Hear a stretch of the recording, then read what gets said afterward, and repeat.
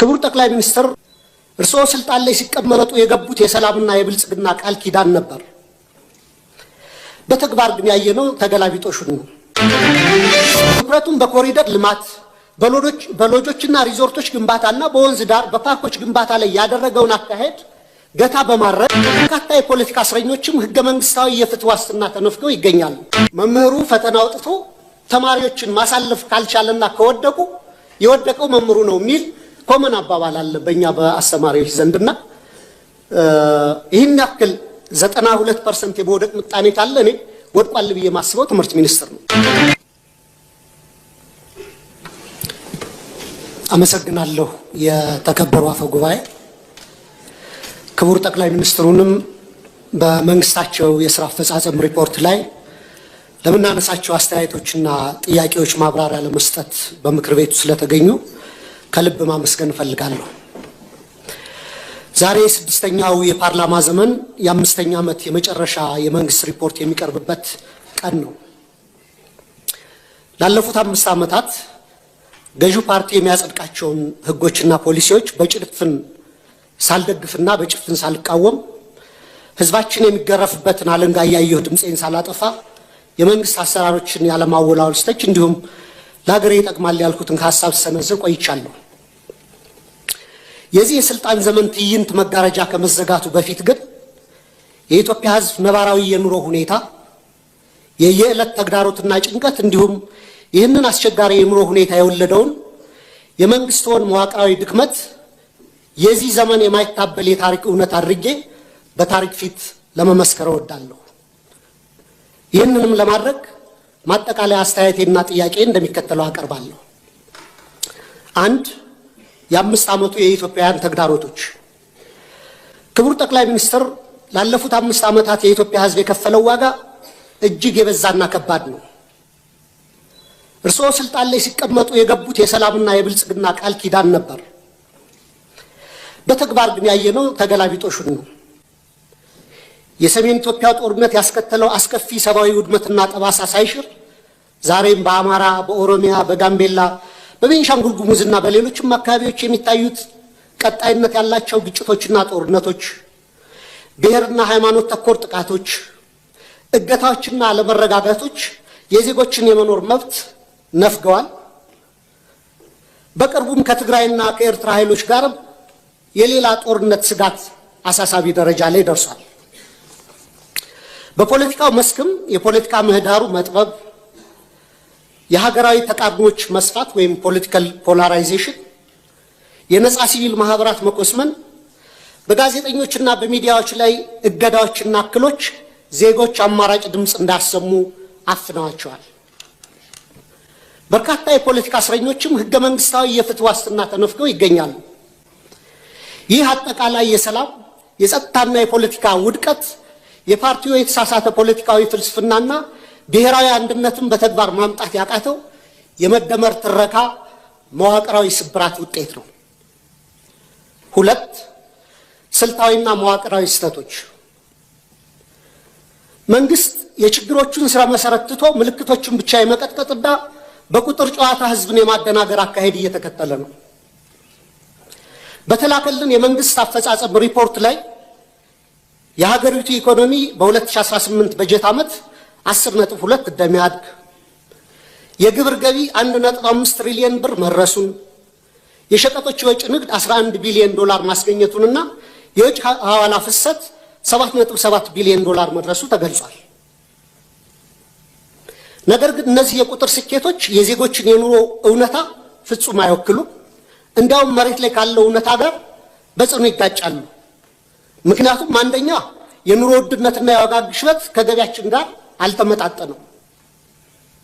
ሪፖርቱ እስከ ግንቦት 2018 ዓ.ም አጠቃላይ የዋጋ ግሽበት 13.4፣ የምግብ የዋጋ ግሽበት ደግሞ 15% ደርሷል ይላል።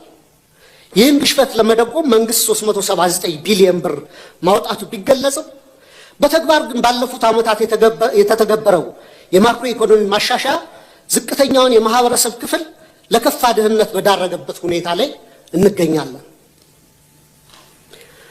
ማሻሻያውን ተከትሎ የመጣው ሰማይ የነካ የዋጋ ግሽበት በሚሊዮኖች የሚቆጠሩ ዜጎችን የመግዛት አቅም ሙሉ በሙሉ አሳጥቷል። ይህንንም ተከትሎ ቋሚ ደሞዝ የሚከፈላቸው የመንግስትና የግል ድርጅቶች ሰራተኞች፣ ዝቅተኛ ገቢ ያላቸው የከተማ ነዋሪዎች፣ አነስተኛ ነጋዴዎች፣ አነስተኛ ይዞታ ያላቸው አርሶ አደሮችና አርብቶ አደሮች ወገኖቻችን በስውር ረሃብ ውስጥ ወድቀዋል። የቤት ኪራይ ከአብዛኛው ዜጎቻችን ወርሃዊ ገቢ በላይ ሆኗል። በአሁኑ ወቅት በሀገራችን መካከለኛ የሚባል የህብረተሰብ መደብ ጠፍቶ ጥቂት እጅግ የበለጸጉና አብዛኛው በድህነት የሚማቀቅ ሁለት መደቦች ሆነዋል።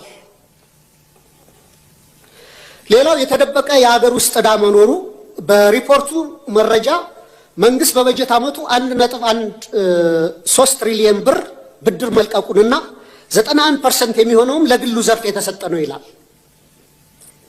ክቡራን የብሔራዊ ባንክ ገዥና የፋይናንስ ሚኒስትርን በተደጋጋሚ ላለፉት ዓመታት መንግስት አንድም ሳንቲም የንግድ ብድር ኮመርሻል ሎን አልተበደረም እያሉ ይናገራሉ።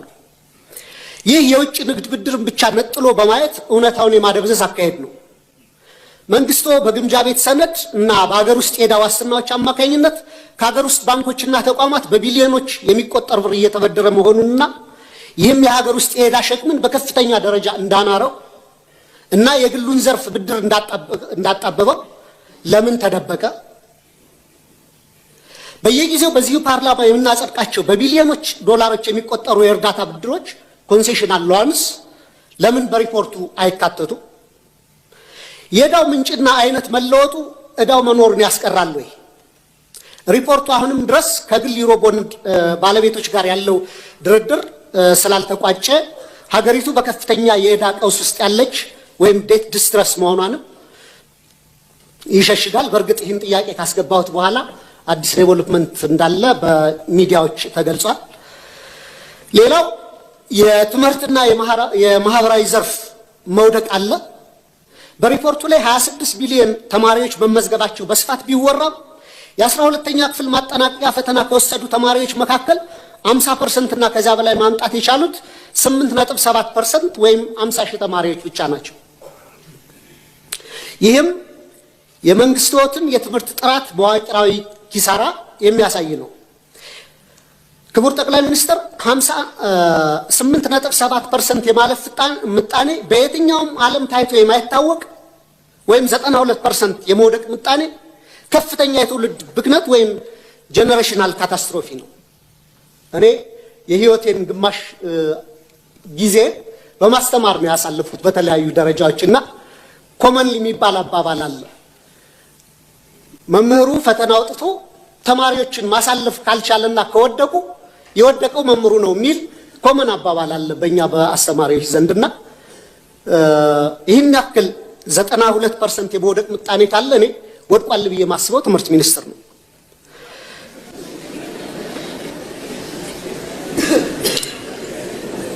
በዚህ ሁሉ ተስፋ አስቆራጭ ሂደት ውስጥ አልፈው ለሚመረቁ ወጣቶችም የስራ ዕድል የለም።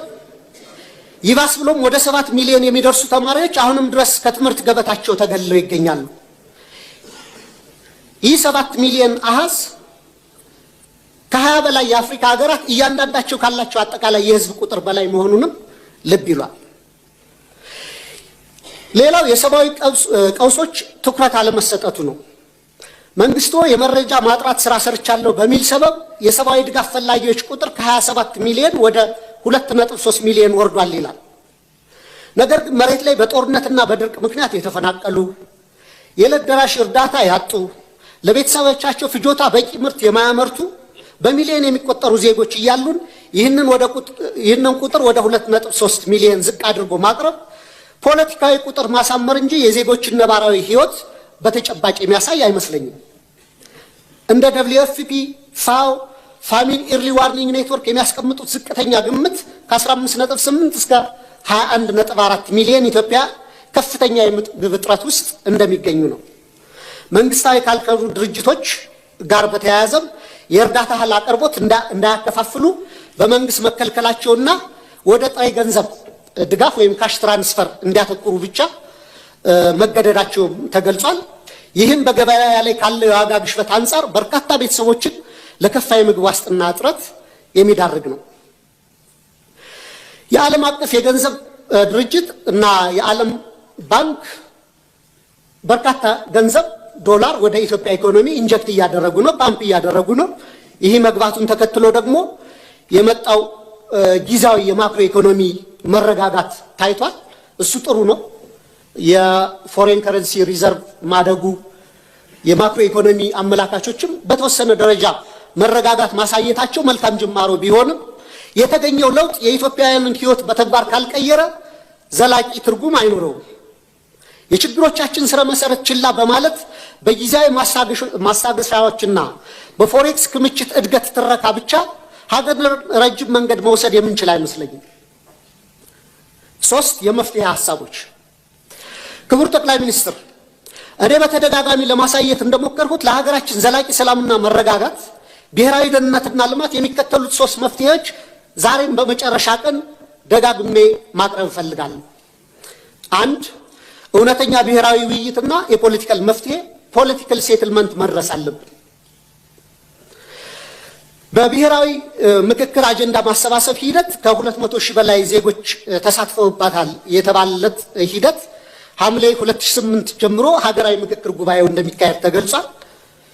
ይህንን አንደኛ ከመንግስት የፖለቲካ ተጽዕኖ ሙሉ በሙሉ ነፃ ማድረግ፣ ሁለተኛ አሁንም ተቻኩለን ሂደቱን ለመጨረስ ከምንሯሯጥ ይልቅ ሁሉንም የታጠቁና ያልታጠቁ የፖለቲካ ኃይሎችን ያካተተ እውነተኛ የምክክር ሂደት ማድረግ ያስፈልጋል ብዬ አስባለሁ። ሀገራችን እግር ከወርች አስረው የያዟትን የፖለቲካ ቅራኔዎች በዘላቂነት ለመፍታት ወደ ነፃና ፍትሃዊ የሽግግር ሂደት ትራንዚሽናል ጀስቲስ ሂደት ማምራትና ሁሉን አቀፍ ሀገራዊ እርቅ ማውረድ ብቸኛው መውጫ መንገዳችን ነው። የታጠቁ ኃይሎች ውጊያ በቀጠሉበት ሁኔታ የሚካሄድ የምክክር ሂደቱ በተጠናቀቀ ማግስት የእርስ በርስ ጦርነቱ ከቀጠለ የምክክር ሂደቱ ከፍተኛ የገንዘብና ጊዜ ባከነበት ትርጉም የለሽ ሂደት ሆኖ እንደ ማንነትና ወሰን እንዲሁም እንደ ብሔራዊ እርቀ ሰላም ኮሚሽኖች ያለ ውጤት ይበተናል። 2 ሁሉን አሳታፊ ህገ መንግስታዊ ማሻሻያና እውነተኛ ፌዴራላዊ ስርዓት ማቆም ያስፈልጋል። ሁሉም ዜጎች እኔ ነው የሚሉት ህገ መንግስት እንዲኖረን የህገ መንግስት ማሻሻያ ማድረግ፣ ውሳኔዎችን ከአንድ ማዕከል በኃይል ከመጫን በመውጣት የክልሎችን የራስን ዕድል በራስ የማስተዳደር መብት ሙሉ በሙሉ የሚያከብር ነገር ግን ሀገራችንን ከብሔር መከፋፈል ወይም ባልካናይዜሽን የሚያወጣና ሀገራዊ እድገትን የሚያሰፍን ሚዛናዊ የስልጣን ክፍፍል መፍጠር፣ የሀብት ክፍፍሉንና ፊዚካል ፌዴራሊዝሙን የፈጠሩት የሀብትና የልማት ኢፍትሐዊነትንም ማረም ያስፈልጋል። የሀገር ውስጥ የምርት መነቃቃትና ማህበራዊ ዋስትናንም ማጠናከር ይገባናል። ትኩረቱን በኮሪደር ልማት፣ በሎጆችና ሪዞርቶች ግንባታና በወንዝ ዳር በፓርኮች ግንባታ ላይ ያደረገውን አካሄድ ገታ በማድረግ ለሀገር ውስጥ መሰረታዊ አምራች ኢንዱስትሪዎች ክሪቲካል የሚባሉ ኢኮኖሚያችንን በደንብ ሊያነሱ የሚችሉ ብረት ማውጣትና ማቅለጥ፣ ሜታለርጂ፣ የማሽነሪ ኢንጂነሪንግ፣ የነዳጅ ማጣሪያ አሳውሳለሁ። የነዳጅና ማዳበሪያ ማጣሪያ ፕሮጀክቶች ከመጀመራቸው ከ6 ወር በፊት ክቡር ፋይናንስ ሚኒስትሩን ለምን እነዚህን ፕሮጀክቶች አናስብም እያልኩ እየጠየቁ ነበር እና ያኔ በጀቱ በጣም ከባድ ነው በእኛ አቅም አንችልም እየተባለ ነበርና አሁን የናቹራል ጋዝ ማውጣት ፕሮሰስ መጀመሩ በሱ ደስተኛ ነኝ። ግን ጎረቤት ሀገሮቻችን አሁንም ነዳጅ ያመርታሉ። ከነዚህ ሀገሮች ገዝተን አጣርተን ባይ ፕሮዳክቱንም የመጠቀም የሀገራችንን የነዳጅ ፍጆታ ከመሸፈን አልፈን ለጎረቤት ሀገሮች መላክ ስለምንችል በደርግ ጊዜ ተደርጎ ስለነበር አሁንም የነዳጅ ማጣሪያ እንዲታሰብበት፣ የማዳበሪያ ፋብሪካም ጠይቄ ነበር። የዩሪያው መጀመሩ በጎ ነው። የዳፕ ማዳበሪያ ፋብሪካ ማሰብ መጀመር አለብን። የፋርማሲውቲካል ኮምፕሌክስ፣ ምግብ ዘይት፣ ቴክስታይል ወዘተ እነዚህ ፋብሪካዎች ላይ መስራት ያስፈልገናል። እንደ ባቡር፣ ሀገር አቋራጭ ፍጥነት መንገዶችና የኃይል ግንባታ፣ ለመስኖ መጠጥና ለተለያዩ አገልግሎቶች የሚውሉ መልቲፐርፐስ ግድቦች፣ ዘመናዊ ግብርና፣ የመኖሪያ ቤቶች ግንባታና ለምግብ ዋስትናና ለድሆች የሚሆን ጠንካራ ማህበራዊ የደህንነት መረብ መዘርጋትም በቀጣይ ሊታሰብበት ይገባል። በመጨረሻም ጥያቄ መንግስቱ ላለፉት 5 ዓመታት ሲከተለው የቆየውን የፖለቲካ ችግሮችን በኃይል ከመፍታት ወደ ሰለጠነ የፖለቲካ ድርድር በመሻገር ሀገራዊ አቅምን የበሉትን የትጥቅ ግጭቶች በዘላቂነት ለመቋጨት ሁሉንም የታጠቁ ኃይሎች የሚጋብዝበት እውነተኛና አካታች ፖለቲካ ድርድር ለማድረግ እንዲሁም የህዝቡን መሰረታዊ ህልውናና የኑሮ ዋስትና ለማረጋገጥ የሚወስዱት በተግባር የሚለካ ግልጽ የሰላም የጊዜ ሰሌዳ ለማዘጋጀት ያለውን ቁርጠኝነት ቢያብራሩልን የኢትዮጵያ ህዝብ አዲሱ 2019 ዓ.ም በተግባር ላይ የሚችለው ተጨባጭ ተስፋ ምን እንደሆነም እንዲያስረዱ ጠይቃለሁ።